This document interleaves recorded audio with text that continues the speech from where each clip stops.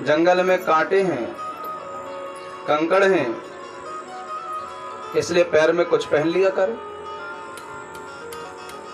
भगवान कहते हैं मैया मेरी गाय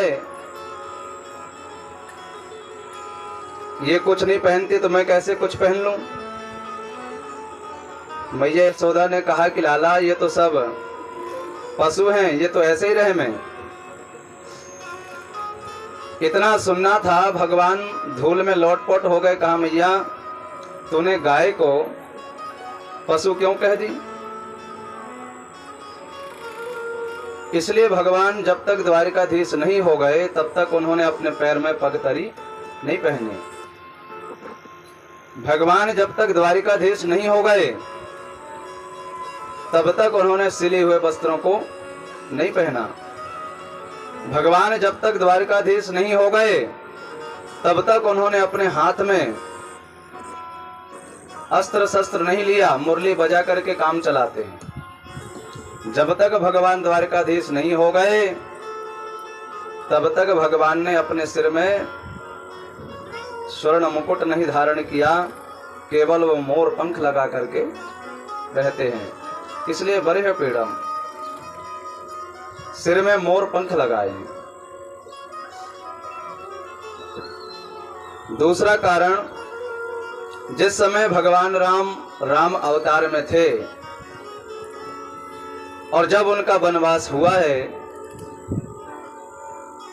जंगल में वो पहुंचे तो उनको प्यास लगी, लेकिन मालूम नहीं है कि कहां पर जलाशय है, पानी कहां मिलेगा।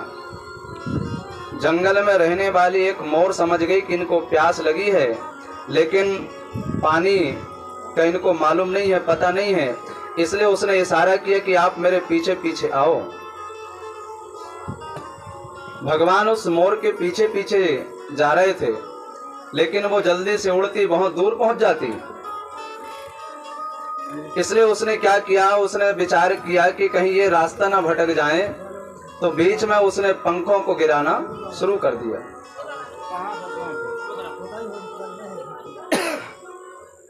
और जब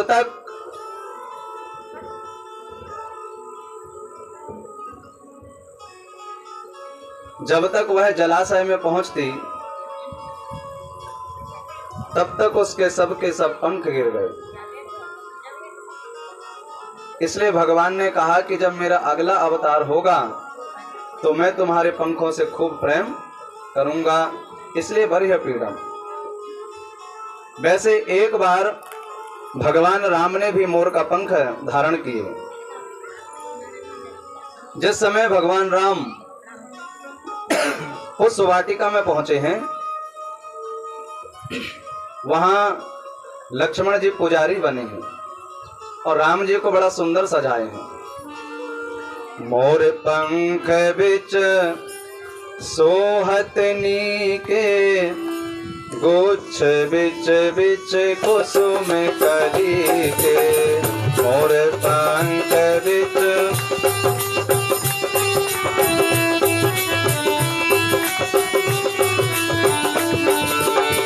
मोर पंख बिच सोहत नीके, गुच्छ बिच बिच कुसुम कली के।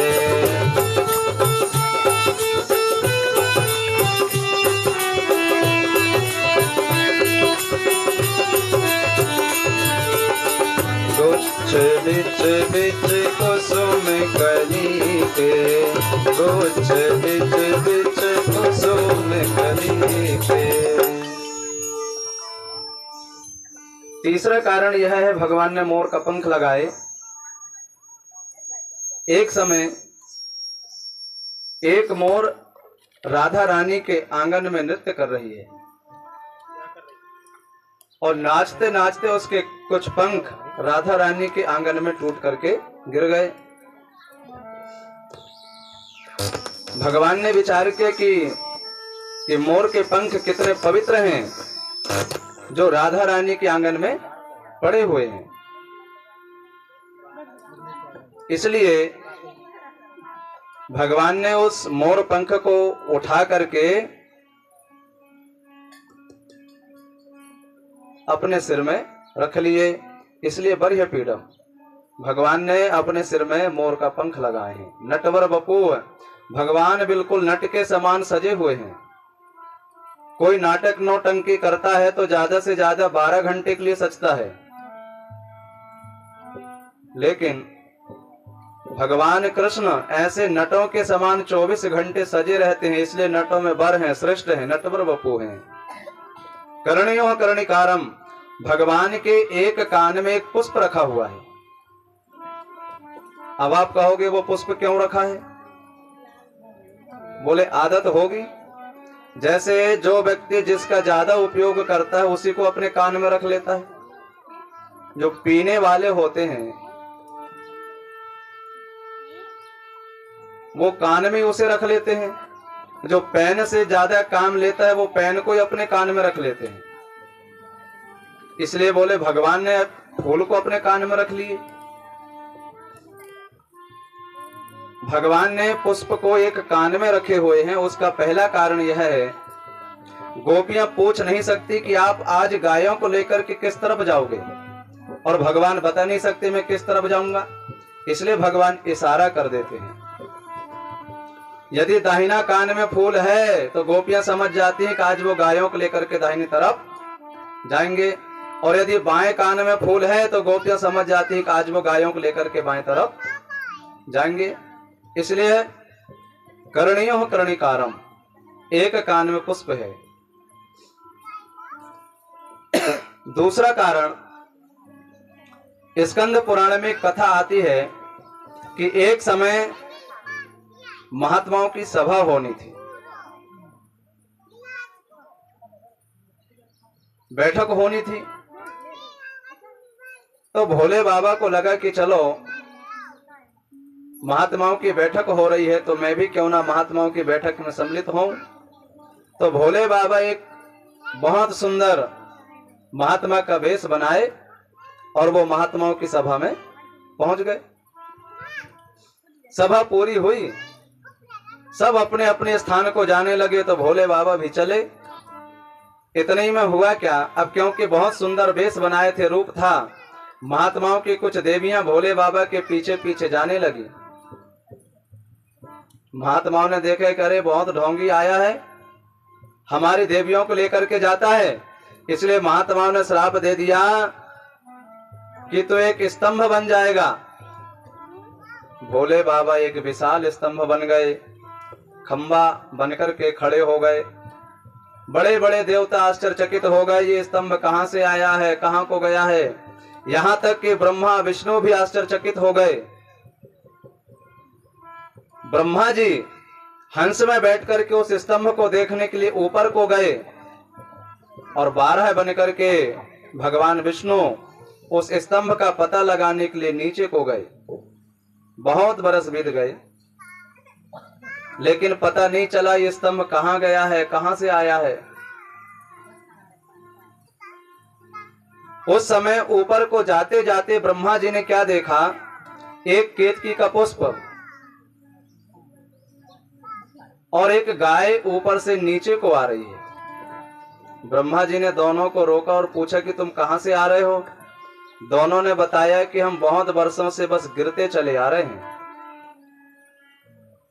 ब्रह्मा जी ने विचार किया, मैं कितने वर्षों से ऊपर को चढ़ रहा हूं और ये कितने वर्षों से ऊपर से नीचे को आ रहे हैं। इसका मतलब ये हुआ कि मैं इस स्तंभ का पता नहीं लगा पाऊंगा। ब्रह्मा जी ने कहा कि एक एक झूठ तुम दोनों मेरे लिए बोल देना, कह देना कि हाँ मैंने पता लगा लिया। तो केतकी का पुष्प और गाय दोनों ने कह दिया कि ठीक है, हम तुम्हारे लिए झूठ बोल देंगे। और तीनों वापस आए। उधर भगवान विष्णु भी नीचे से ऊपर को आए। भगवान विष्णु ने तो बिल्कुल सत्य कह दिया कि मैंने इस स्तंभ का पता नहीं लगा पाया। लेकिन ब्रह्मा जी बोले आप पता नहीं लगा पाए और मैंने तो इस स्तंभ का पता लगा लिया। आपको यदि विश्वास ना हो तो मेरे साथ में 2 गवाह हैं, इनसे पूछ लो। और तभी से 2 गवाहों की जरूरत पड़ने लगी। ब्रह्मा जी ने नियम बना दिया यदि किसी बात को सिद्ध करना है तो कम से कम 2 गवाहों की जरूरत जरूर पड़ेगी। और वहां पर भोले बाबा प्रकट हो गए। भोले बाबा ने देखा कि ब्रह्मा जी ने झूठ बोला।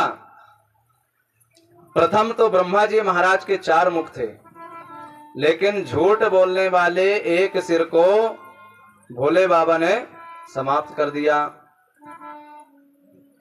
और गाय को, क्योंकि गाय ने झूठ बोली थी, इसलिए गाय को श्राप दे दिया कि जाओ, सतयुग त्रेता द्वापर में तुम्हारा प्रत्येक अंग बहुत पवित्र था, लेकिन कहा कली में तुम्हारा जो मुख है वह अपवित्र हो जाएगा।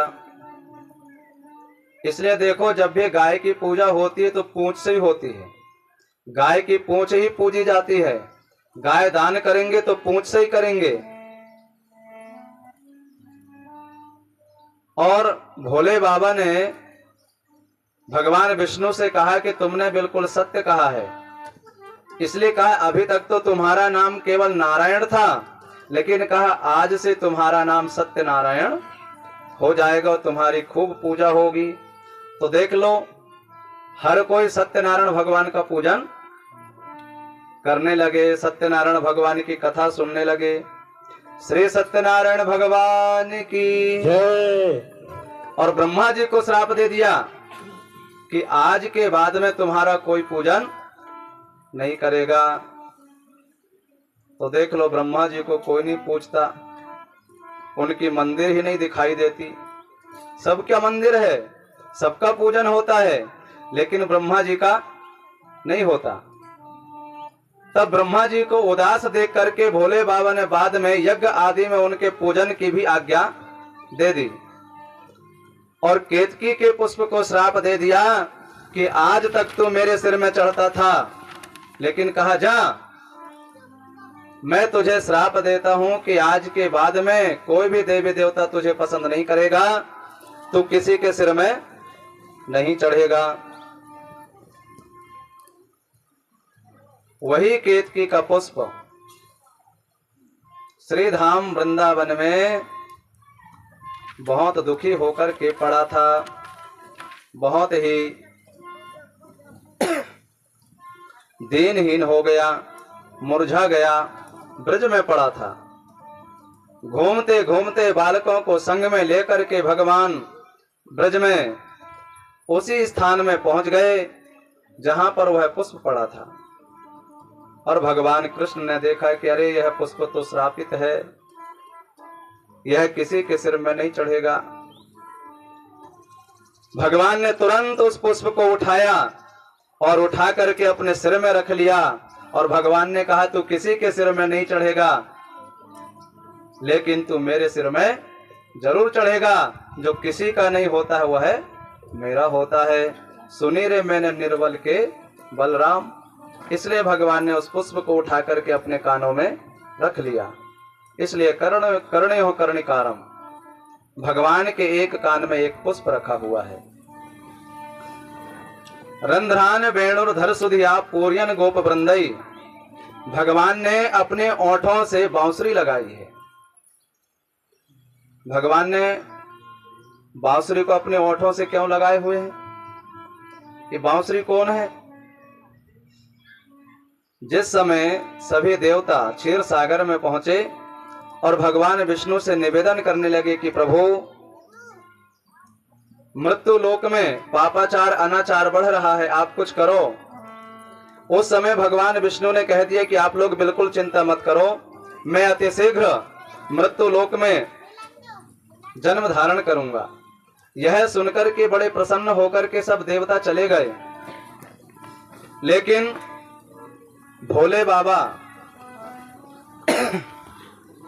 बाबा हाथ जोड़ करके खड़े हो गए कि प्रभु आप मृत्यु लोक में चले जाओगे, लेकिन मैं आपके बिना कैसे रहूंगा? भगवान विष्णु ने कहा कि भोलेनाथ, मृत्यु लोक में मेरी प्राप्ति के लिए व्यक्ति को बड़ा दुख उठाना पड़ता है, कष्ट झेलना पड़ता है। शिवजी ने कहा कि प्रभु आपकी प्राप्ति के लिए यदि मुझे धूप में रहना पड़े तो मैं धूप में रहूंगा, आपकी प्राप्ति के लिए बरसात में रहना पड़े तो मैं बरसात में रहूंगा, आपकी प्राप्ति के लिए कटना पड़े तो कटूंगा, छिदना पड़े तो छिदूंगा, लेकिन कहा मैं आपसे दूर नहीं रह सकता। तो भगवान कृष्ण ने कहा कि ठीक है, मैं ब्रज में जा रहा हूं, आप उसी ब्रज में एक बांस बन करके पहुंच जाओ। भगवान कृष्ण का अवतरण हुआ और एक दिन की बात है, एक बांसुरी बेचने वाला निकला। भगवान कृष्ण रूठ गए, बाबा से कहने लगे बाबा मुझे बांसुरी चाहिए। तो बाबा गए और बाबा बांसुरी लेकर के आ गए, कहा लो लाला बांसुरी। लेकिन भगवान ने उस बांसुरी को फेंक दिया और कहा बाबा मुझे बांसुरी चाहिए। तो दूसरी बांसुरी आ गई, लो लाला बांसुरी। भगवान ने उसे भी फेंक दिया, बाबा बांसुरी चाहिए। तो बाबा ने लोहे की बांसुरी बनवाई, कन्हैया को ले जाकर के दिया, लेकिन भगवान ने उसे भी फेंक दिया, बाबा मुझे बांसुरी चाहिए। तो चांदी की बांसुरी बन गई। भगवान ने उसे भी फेंक दिया, बाबा बांसुरी चाहिए। तो सोने की बांसुरी बन गई। बाबा ने उसे भी फेंक दिया, कन्हैया ने उसे भी फेंक दिया, और रोज रोते हैं बांसुरी चाहिए। एक बार शांडिल मुनि आए, नंद बाबा ने पूछा कि बाबा मैंने इस कन्हैया को हजारन बांसुरी दे दिया, लेकिन पता नहीं इसको कौन सी बांसुरी चाहिए। शांडिल मुनि ने ध्यान करके देखा और कहा नंद तेरे बाग में, तेरे बगीचे में एक बड़ा सुंदर बांस लगा है। नंद बाबा बोले हाँ वो तो लगा है, तभी तो अभी तक लगा है। तो कहा एक काम करो, उसी को काटो, उसी को छेदो। उसी बांस को काटा गया, छेदा गया, बांसुरी बनवा करके नंद बाबा लेकर के आ रहे थे। भगवान कृष्ण दौड़ गए, बाबा मुझे यही चाहिए, मुझे यही चाहिए। और तब से कन्हैया उसी बांसुरी को अपने हृदय से लगाए रहते हैं। उसी बांसुरी को भगवान ने अपने ओठ में लगाए और बांसुरी को बजा रहे थे। और ब्रज की गोपियां भगवान की लीला को देख रही हैं। ब्रज की गोपियां कह रही हैं धन्य है, कहा धन्य है ब्रज में रहने वाली ये मोर, गोविंद बेणु मन मत मयूर नृत्यम। जिस समय भगवान की बांसुरी बजती है, मोर आनंदित होकर के नृत्य करने लगती है, नाचने लगती हैं। कहा धन्य है ब्रज में रहने वाले मोर मत्योपि हरिण्येता, ये हिरण धन्य है। जिस समय भगवान की बांसुरी बजती है, ये भागना भूल जाती हैं और बड़े आनंद के साथ में भगवान की बांसुरी धुन को सुनने लगती है। कहा धन्य है ब्रज में रहने वाली ये गाय, जिस समय भगवान की बांसुरी बजती है उनके मुखों में घास फंसा रह जाता है, वो चरना भूल जाती हैं और कान उठा करके भगवान की बांसुरी धुन को सुनती है। कहा धन्य है ब्रज में रहने वाले ये पक्षी। अरे कहा दिखने में ये पक्षी हैं, अन्यथा ऐसा लगता है कि मुन्यो अपे बने अस्मिन, लगता है कि ये कोई महात्मा है, कोई मुनि है। चहचहाना भूल जाते हैं, भगवान की बांसुरी को सुनते हैं। जिस समय भगवान की बांसुरी बजती है, स्वर्ग की अप्सराएं विमान में बैठ करके जाती हैं और भगवान की बांसुरी को जब वो सुनती हैं तो सुन करके अचेत हो जाती हैं और विमान में गिर जाती हैं। कहा धन्य है ब्रज में रहने वाली सभी जीव जंतु। और कहा देखो जिस समय भगवान की बांसुरी बजती है, स्वर्ग के बड़े बड़े देवता भगवान की बांसुरी धुन को सुनते हैं, लेकिन उनको पता नहीं चलता कौन सी धुन बज रही है। मतलब भगवान की बांसुरी को सुनकर के दुनिया के तीनों लोकों के जीव भगवान की बांसुरी धुन सुनकर के मोहित हो जाते हैं, आश्चर्य में पड़ जाते हैं।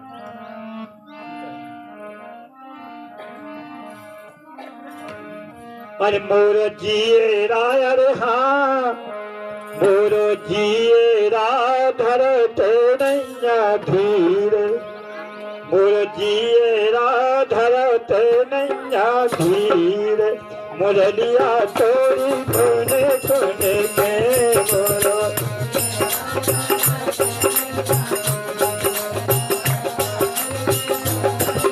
मोरो जिए राधरत नैया धीर मुरलिया तोरी घने कोने के राधा रत नहीं